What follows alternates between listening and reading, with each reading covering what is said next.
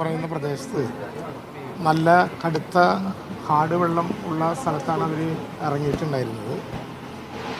4 കുട്ടികളാണുള്ളത്. കുട്ടികൾ വരുമ്പോൾ തന്നെ ഒരു പൾസ് കിട്ടാത്തൊരു പൊതുസ്ഥിതി ഉണ്ടായിരുന്നു. ആശുപത്രിയിൽ വെന്റിലേഷൻ ഉൾപ്പെടെയുള്ള നടപടിക്രമങ്ങളിലേക്ക് കടന്നിട്ടുണ്ട്. എല്ലാ വിഭാഗം ഡോക്ടർമാരും നോക്കുന്നുണ്ട്. നല്ല ശക്തമായിട്ടുള്ള ജാഗ്രത കാണിക്കുന്നുണ്ട്. പുറത്തുനിന്ന് ആവശ്യമായിട്ടുള്ള ഡോക്ടർമാരെ കൊണ്ടുവരണോ എന്ന കാര്യം ഞങ്ങൾ അന്വേഷിച്ചിരുന്നു. അപ്പോൾ ഇപ്പോൾ ഇവിടെയുള്ള ആളുകൾ തന്നെ വളരെ പ്രധാനപ്പെട്ട എല്ലാവരും ഉണ്ട്. അതുകൊണ്ട് ആ വിധത്തിലുള്ള എല്ലാ സംവിധാനങ്ങളും ഉണ്ട് എന്ന് പറഞ്ഞിട്ടുണ്ട്. ഒരു ചികിത്സയുമായി ബന്ധപ്പെട്ടൊരു പ്രയാസവും പ്രതിസന്ധിയും ഉണ്ടാകില്ല. എന്നാലും നമ്മൾ മനസ്സിലാക്കേണ്ടത് 3 പേർക്ക് നിങ്ങളെല്ലാവരും പറഞ്ഞതുപോലെ ചെറിയ ഗുരുതരാവസ്ഥയിൽ തന്നെയാണ്. എന്നാൽ വലിയ പ്രതീക്ഷയിലാണ് നമ്മളെല്ലാവരും ഉള്ളത്. വെന്റിലേഷൻ കൊടുത്ത് ശ്വാസകോശത്തിലേക്ക് നേരിട്ട് വെന്റിലേറ്റ് ചെയ്യാവുന്ന നടപടിക്രമങ്ങൾ 3 പേർക്ക് കൊടുക്കുന്നുണ്ട്. ഒരാൾക്ക് പിന്നെ താൽക്കാലികമായിട്ട് NIV മാത്രമേ കൊടുക്കേണ്ടി വരുന്നുള്ളൂ. ബാക്കി 3 പേർക്കും ആ വിധത്തിലുള്ള പരിശ്രമം നടത്തി. വരുന്നതിനേക്കാൾ ഒരു പൊടി ബെറ്ററാണെന്ന് വേണമെങ്കിൽ പറയാം. വരുന്ന ഘട്ടത്തിൽ പൾസ് അങ്ങനെ കിട്ടിയിരുന്നില്ല, ഇപ്പോൾ അത് കിട്ടി തുടങ്ങി. അതുകൊണ്ടൊരു ചെറിയ പോസിറ്റീവായിട്ടുള്ള പ്രതികരണം നമുക്ക് കാണാനുണ്ട്. അങ്ങനെയാണല്ലോ നമ്മളെല്ലാവരും കാണേണ്ടത്.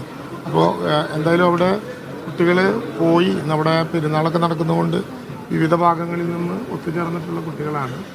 അവിടെ പോയിട്ട് വെള്ളത്തിൽ പോയി എന്ന് ഇതിലുള്ള ഒരാളുടെ ചേച്ചി വിവരം കൊടുത്തതിന് ഉടനെ തന്നെ ഒരു 10-15 മിനിറ്റിനുള്ളിൽ അവരെടുക്കാൻ വേണ്ടി കഴിഞ്ഞു എന്നുള്ളത് കുറച്ചൊരു പോസിറ്റീവായ കാര്യമാണ്. ഇപ്പോൾ ഇതിൽ പെടാത്ത ഒരു കുട്ടി, ഹിമ എന്ന കുട്ടി, നിർദ്ദേശം കൊടുത്തപ്പോൾ അതേ സ്ഥലത്ത് തന്നെയായിരുന്നു ഇവർ അന്വേഷിച്ചപ്പോൾ കണ്ടെത്തിയത്. അതുകൊണ്ടൊരു 10-15 മിനിറ്റിനകത്ത് റിക്കവർ ചെയ്യാൻ കഴിഞ്ഞു എന്നുള്ളതൊരു ആശ്വാസമാണ്.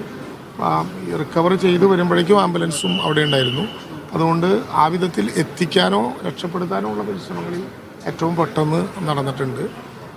നേരത്തെ നമ്മളെല്ലാം കണ്ട സ്ഥലത്ത് തന്നെയാണ്, കുറച്ച് ചെങ്കുത്തായ ഇറക്കമുള്ള റിസർവയറിൻ്റെ ഭാഗത്താണ് അപകടം ഉണ്ടായിട്ടുള്ളത്.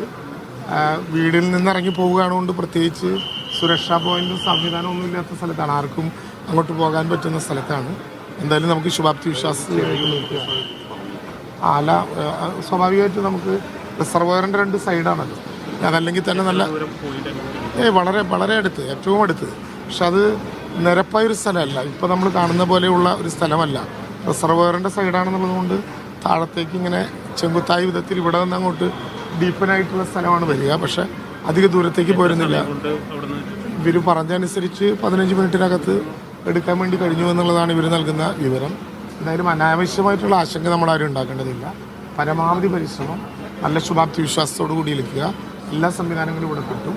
ആവശ്യമായിട്ടുള്ള പുറത്തു നിന്നുള്ള ആളുകളെ കൊണ്ടുവരേണ്ടതുണ്ടെങ്കിൽ അതുൾപ്പെടെ ഞങ്ങൾ നോക്കുന്നുണ്ട്. പ്രത്യേകമായി നോക്കേണ്ടതുണ്ടെങ്കിൽ അതുൾപ്പെടെ നോക്കുന്നുണ്ട്. വൈകുന്നേരത്തേക്ക് ഒരു മെഡിക്കൽ ബുള്ളറ്റിൻ ഉണ്ടാക്കാൻ കഴിയുന്ന വിധത്തിൽ കാര്യം ആലോചിക്കും. ഇവരെ കൂട്ടിച്ചേർത്തുകൊണ്ട് ഒരു മെഡിക്കൽ ബോർഡ് തന്നെ രൂപീകരിക്കാൻ ആവശ്യമായിട്ടുള്ള നടപടിക്രമങ്ങൾ എടുക്കണം എന്ന് പറഞ്ഞിട്ടുണ്ട്. പുറത്ത് ഉയർന്ന ഡോക്ടർമാർ കൂടി വരേണ്ടി വന്നാൽ അതുകൂടി വന്ന് പരിശോധിക്കും.